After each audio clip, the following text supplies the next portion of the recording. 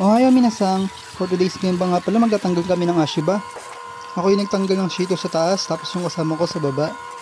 Dati natatakot akong umakit dyan, ngayon nasanay na lang ako. Tapos dito inumpisa na pala namin baklas yung Ashiba. Sila na nga pala yung nagbabaklas niyan, tapos ako lang yung magkukolekt.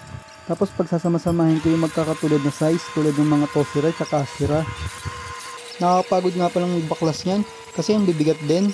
Tapos kailangan pa namin bilisan, kasi nakakalat lang yan, nakakasagabal kami sa ginagawa ng backhoe. Habang nagbabaklas kasi kami niyan, nagsasoji ng lupa yung backhoe. Kaya bago namin mabaklas yan, hingal na hingal kaming dalawa. Tapos sobrang init pa ng panahon. Pagkatapos na pala namin magbaklas, hinakot ko na mag-isa yung mga yan. Pinagsasama-sama ko lang yung Ashira, tsaka Tosire.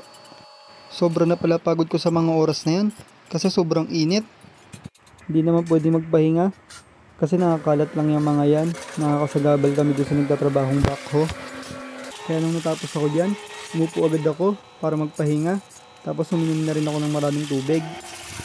Pagkatapos ko palang pagsamasamahin yung mga yan, pinarga na agad namin sa may truck. Kailangan pala balanse tsaka mahigpit ang pagkakabit sa mga yan, kasi may tendency na mahulog yung mga yan. Pagkatapos palang ikarga yung mga pang-Ashiba, dito tiniklop ko na yung Shito na tinanggal ko kanina. Maayos nga pala namin kinakarga yan sa may truck, kasi gagamitin din yan bukas. Sana bukas dito pa rin ulit yung Genba namin, kasi madali na lang yung gagawin, mga lupa na lang, konting gomi na lang yung kukuhain ko dun.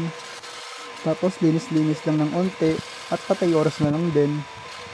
Hindi naman talaga kasi araw-araw pagod dito, minsan petiks-petiks lang din. Dito kinarga na pala namin yung pokoro na merong lamang gomi tsaka key. Kasi nagliligpit na kami dyan at malapit na kaming umuwi. Makikita nyo na naman yung truck namin, apaw na apaw.